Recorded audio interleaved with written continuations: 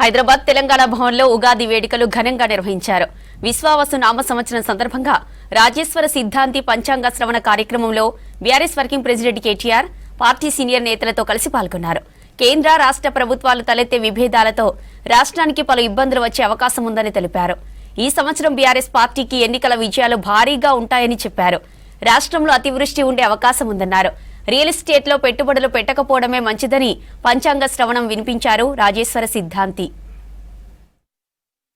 వారికి అన్యోన్య యుద్ధాలనేటువంటివి ఈ ధరణీశ్వరులకు రాజులకు కలిగి ప్రజాపాలన పైన దృష్టి తక్కువగా పెట్టేటువంటి స్థితులు ఎక్కువగా ఉండే స్థితి ఈ సంవత్సరం ఖచ్చితం.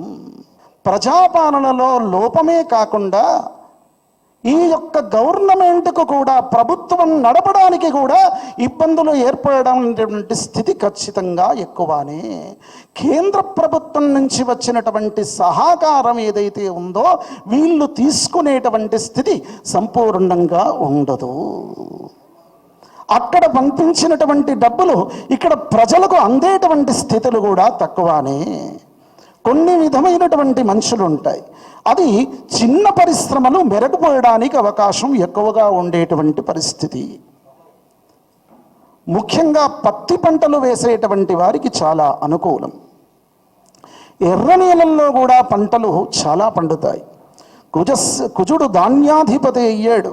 ఫలంతి శూక ధనాన్ని కించిత్ అనేటువంటిది కనుక ఆయన ఎప్పుడైతే రాజయ్యాడో ఎర్ర పంటలు ఎర్రధాన్యాలు పప్పదినుసులు ఎక్కువ పండడానికి అవకాశం, వస్త్ర పరిశ్రమలు ఎక్కువ మెరుగుపడడానికి అవకాశం ఉంటుంది. కొత్తగా వెలుస్తాయి. మన యొక్క భరతఖండమే వస్త్ర ఎగుమతిలో మొట్టమొదటగా నిలిచేటువంటి స్థితి ఉంటుంది.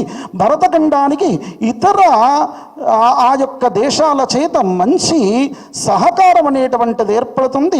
శత్రుబాధలు అనేటువంటివి పోయి శత్రు దేశాలు కూడా మిత్రదేశంగా ఉండడానికి భరత రాజఖండంతో ఈ యొక్క భారతదేశంతో ముందు చేయి జాపేటువంటి స్థితులు ఎక్కువగా ఈ యొక్క సంవత్సరంలో వర్షధాన్యాధిపతులే కాకుండా వర్షలగ్నం జలలగ్నాన్ని బట్టి కూడా సంవత్సర ఫలితాలు ప్రతి సంవత్సరం కూడా